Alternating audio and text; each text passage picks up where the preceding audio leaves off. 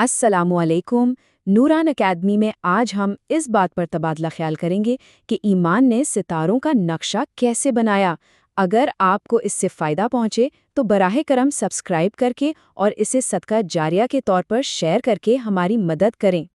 ये बात बिल्कुल खुलासा कर देती है कि कैसे एक तहजीब की रूहानी ज़रूरियात ने साइंसी दरियाफ्त के एक बिल्कुल नए, एक इनकलाबी दौर को जन्म दिया।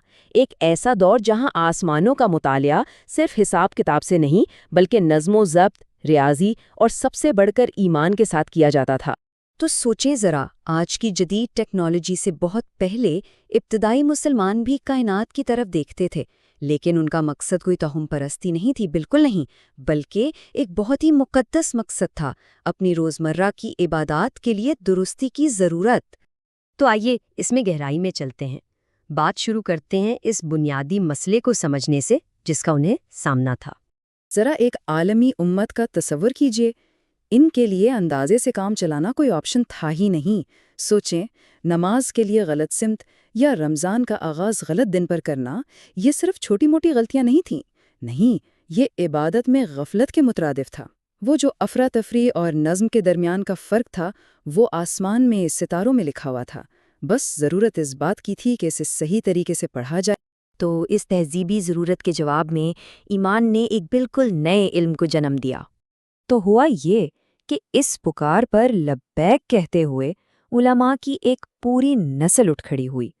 उन्होंने बड़ी बड़ी रसदगाहें बनाईं, रियाजी को फ़रोग़ दिया, लेकिन ये सब दुनियावी शोहरत के लिए नहीं था, बल्कि ये अपनी उम्मत और अपने ईमान की खिदमत का एक अमल था। अल-बितानी, जिन्हें मगरिब में अल्बेटेनियस के नाम से भी जाना जाता है, और अल-ज़रकाली जैसी शख्सियात ने कायनात के बारे में हमारी समझ को हैरान अंगेज़ हद तक दुरुस्तगी बख्शी। मिसाल के तौर पर शमसी साल की लंबाई का जो उन्होंने हिसाब लगाया था, वो अपने वक्त के हिसाब से नाकाबिल यकीन हद तक दुरुस्त था। उन्होंने कमरी महीनों की पेशिनगोई के लिए सैयारों की हरकत के नक्शे बनाए, सही कैलेंडर बनाने के लिए साल की लंबाई का हिसाब लगाया, और हाँ, मुसल्लसियात यानी ट्रिग्नोमेट्री को आगे बढ़ाया, जो नमाज की सिमत का तयन करने के लिए एक इंतहाई ज़रूरी टूल था। इन सब कामों से उन्होंने आने वाली कई सदियों के लिए एक बहुत मजबूत बुनियाद कायम कर दी। तो यहाँ एक बहुत अहम नुक्ता ये है कि ये पूरा साइंसी मंसूबा खुद साइंस के लिए नहीं था, बल्कि इसके पीछे एक रूहानी मकसद कार फरमा था। और इसी मकसद को हासिल करने के लिए इन्होंने कुछ कमाल के आलात भी तैयार किए। देखें, दुरुस्ती की ये जो जुस्तजू थी, उसने ऐसे आलात को कमाल तक पहुंचाया जिन्होंने वक्त और जगह के साथ इंसानियत का रिश्ता ही बदल दिया, और उनमें सबसे अहम था अस्त्रलाब।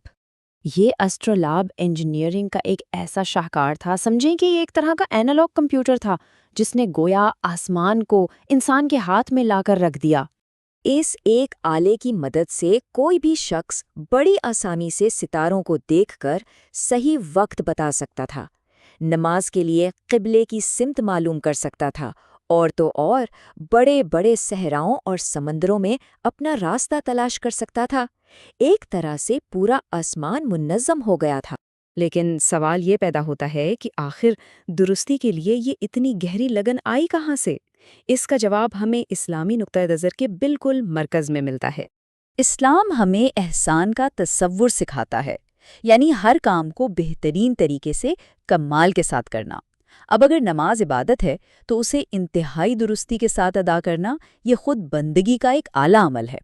इस नुक्ते नज़र से सितारों का मुतालिया सिर्फ साइंस नहीं रहा, बल्कि ये ईमान का एक हिस्सा बन गया।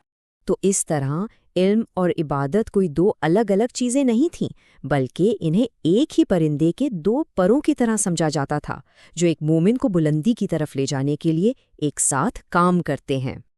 और ये मिरास इतनी गहरी है कि आज भी रात के आसमान में इसकी झलक नज़र आती है। बहुत से सितारे जिन्हें आज हम जानते हैं, उनके नाम दरअसल अरबी ज़ुबान से आए हैं। मिसाल के तौर पर अल-तैर, जो अल-तायर से निकला है, जिसका मतलब है उड़ता हुआ उकाब। ये सब इस सुनहरी दौर की खामोश यादगारें हैं। इल्म और इबादत के इस मिलाप ने ये साबित कर दिया कि जब इबादत इल्म की जुस्तजू को रास्ता दिखाती है तो ये कायनात खुद और ज़्यादा बामानी हो जाती है। देखें, आज की नस्ल इस दुरुस्ती के साथ कोडिंग कर सकती है, हिसाब लगा सकती है और चीज़ें बना सकती है, जिसका वो उल्मा सिर्फ तसव्वुर ही कर सकते थे। تو ان کا جو سبق ہے ہمارے لیے وہ ہمیں یہ سوال کرنے پر مجبور کرتا ہے کہ کیا ہم یہ سب کچھ ایک اعلیٰ مقصد کے تحت کر رہے ہیں؟